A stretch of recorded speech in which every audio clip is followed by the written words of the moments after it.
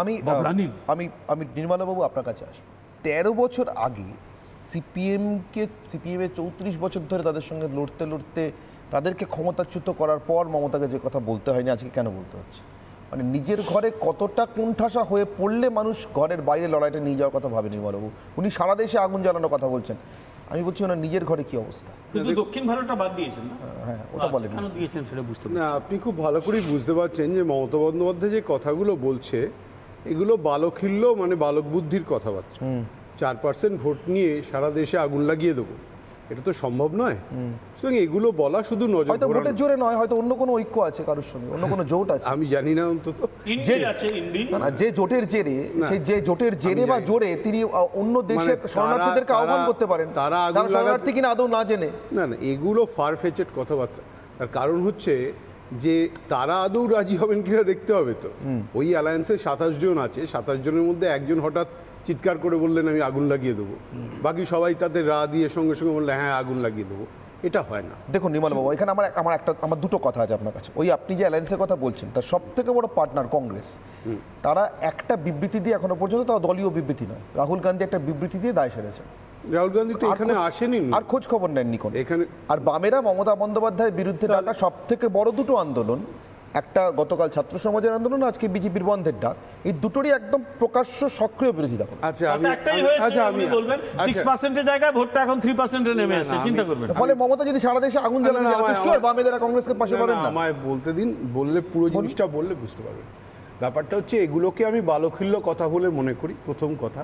সেগুলো আমি সিরিয়াসলি খুব একটা নিতে রাজি নই সাংবাদিক হিসেবে। তবে মমতা বন্দ্যোপাধ্যায়, অভিষেক বন্দ্যোপাধ্যায় দুজনেই ফাঁসি ফাঁসি করছেন, মনে হচ্ছে কোথাও একটা রাজনৈতিকভাবে ওনারা ফেঁসেছেন। সুতরাং এই ফাঁসি ফাঁসি যে বারবার বলছেন, অভিষেক বন্দ্যোপাধ্যায় 30 বলেছিলেন, 30 দিনে চিঠিও লিখেছিলেন। মমতা বন্দ্যোপাধ্যায় কমিয়ে সেটা 10-এ নিয়ে এসছে। সুতরাং এইগুলো মানে খুব দৃষ্টিকটু লাগে আর কি, জিনিসগুলো দেখতে মানে মনে হয় কোনো সিরিয়াস রাজনৈতিক নেতা এই ধরনের কথাবার্তা না বললেই বোধহয় ভালো, কিন্তু তাও উনি সেটাই বলবেন। ঠিক আছে, এটা একটা। আর দ্বিতীয় হচ্ছে এই যে ডাইরেক্ট অ্যাকশনের কথা বলছেন, জিন্না এক সময় ডাইরেক্ট অ্যাকশনের ডাক দিয়েছিলেন, উনি আজকে যে হুমকির কথা আপনি বলছেন সেইটা ওই ডাইরেক্ট অ্যাকশনের ব্যাপারটার মতোই এসে যাচ্ছে। সুতরাং মমতা বন্দ্যোপাধ্যায় কিন্তু খুব রাজনৈতিকভাবে খুব চালাকির কাজ করছেন। উই ওয়ান্ট জাস্টিস যে ডিমান্ডটা উঠেছে, এটা কিন্তু কোনো পলিটিক্যাল ডিমান্ড নয়। সেই পলিটিক্যাল ডিমান্ড যেটা নয়, এই সোশ্যাল ডিমান্ডটাকে উনি পলিটিক্যালি ঘুরিয়ে দিচ্ছেন। আজকেও যে মঞ্চ থেকে বলেছেন যে আমি ডাক্তারদের আন্দোলন সমর্থন করি বলে পাশ কাটিয়ে চলে গেছেন। তারপরে বলেছেন আপনারা তুলে তুলে নিন, আমি কারোর বিরুদ্ধে ব্যবস্থা নিচ্ছি না, নিলে পরে জীবন বরবাদ হয়ে যায়, সেটা প্রচন্ড হুমকি। সেটার সঙ্গে আবার উনি সুপ্রিম কোর্টকেও যোগ করেছেন, যে সুপ্রিম কোর্টও বলেছে আপনারা তুলে নিন, সেই জন্য বলা। সুতরাং মমতা বন্দ্যোপাধ্যায় যে রাজনৈতিক খেলাটা খেলছেন, আপনাদের সেটা বুঝতে হবে। ব্যাপারটা হচ্ছে যে উনি তো বেসিক্যালি রাজনীতিবিদ হিসেবে পুরো অ্যাপ্রোচটা রাখছেন।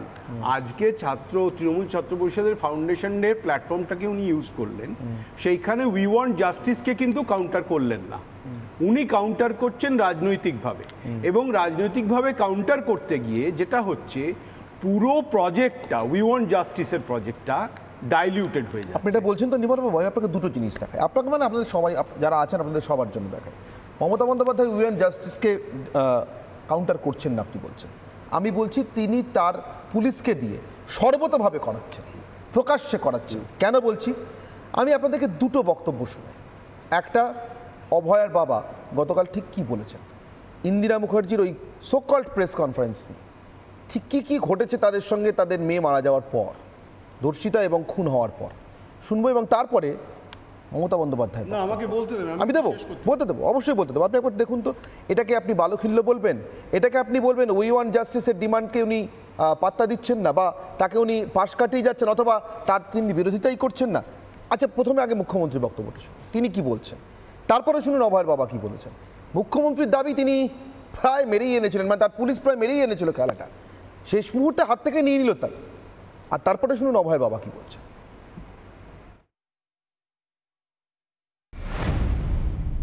9 তারিখে পুলিশ ডেড বডি পেয়েছে, 10 তারিখে রাত 3টে নাগাদ ডেড বডি ক্রিমেশন হয়েছে, 12 তারিখে সকালে তাদের বাড়িতে গেছি, তার বাবা মাকে বলেছি আপনারা আমাদের কাছে কি কি চান, আপনাদের কি কি দাবি। 5 দিন মঙ্গলবারের মধ্যে সিবিআই হয়ে গেল। তার মানে ওরা বিচার চায় না, কেসটাকে জলে ফেলে দিল। আজকে বুধবার 16 দিন হয়ে গেল, কোথায় গেল বিচার? 3টের আগে আমাদের তো দরজায় উকিও দিতে দেয়। এবার উনি যা কালকে কথাগুলো বলেছেন, যতটুকু আমি শুনেছি, মানে উনি যে কটা কথা বলেছেন সবকটা মিথ্যা কথা বলেছেন। ইন্দিরা মুখোপাধ্যায় ডিসি সেন্টার, আমরা যখন ঢুকেছি তখন সিপি ছাড়া ভেতরে কেউই ছিলেন না। তখন না কোনো রকম কর্ডন করা ছিল না, কোনো ঘেরা ছিল না, এবং সেখানে অবাধ লোক যাতায়াত করেছে। যারা ভিডিওতে আমরা দেখেছি সেটা হতে পারে, যারা ফুটে কোনোদিন অত লোক থাকতে পারেন। ডেড বডিটা যে শুয়েছে শোয়ানো অবস্থায় ছিল, তথ্য প্রমাণ নষ্ট হয়নি বলে দাবি। না অবশ্যই হয়েছে, যেটা এখন বোঝা যাচ্ছে। অভয়ের বাবা বলছেন কিচ্ছু ঘেরা ছিল না। ইন্দিরা মুখার্জি যে কটা কথা বলেছেন সবকটা মিথ্যে কথা বলেছেন। ডিসি সেন্ট্রাল পদটাও উল্লেখ করে দিয়েছেন, কিচ্ছু ঘেরা ছিল না এবং পুলিশ প্রমাণ লোপাট করে। এরপরে আপনি বলবেন আমি ভুল কথা বলছি? না, এরপরে আপনি বলবেন যে পুলিশ মন্ত্রী Mamata Bandyopadhyay justice for justice চাই, বিচার চাই, এই দাবিটা বিরোধিতা করছেন না। দেখুন, উনি তো বিরোধিতাই করছেন, উনি প্রকাশ্যে বলছেন না। না দেখুন অরুণবাবু, আপনারা যেটা দেখছেন ওটা বিরোধিতাটা আপনি বলছেন। দেখুন দুটো পার্ট আছে, কাজে কাজে কাজে। এবার প্রশ্নটা হচ্ছে মমতা বন্দ্যোপাধ্যায়ের খেলাটা আপনারা কতটা বুঝছেন আমি জানি না। আমি যেটা বুঝতে পারছি সেটা হচ্ছে মমতা বন্দ্যোপাধ্যায় খুব নির্দিষ্টভাবে দুটো লাইন নিয়ে চলছেন। যে রাজনৈতিক লাইনটা নিচ্ছেন সেই রাজনৈতিক লাইনটা হচ্ছে আমি তোমাদের ফেভারে।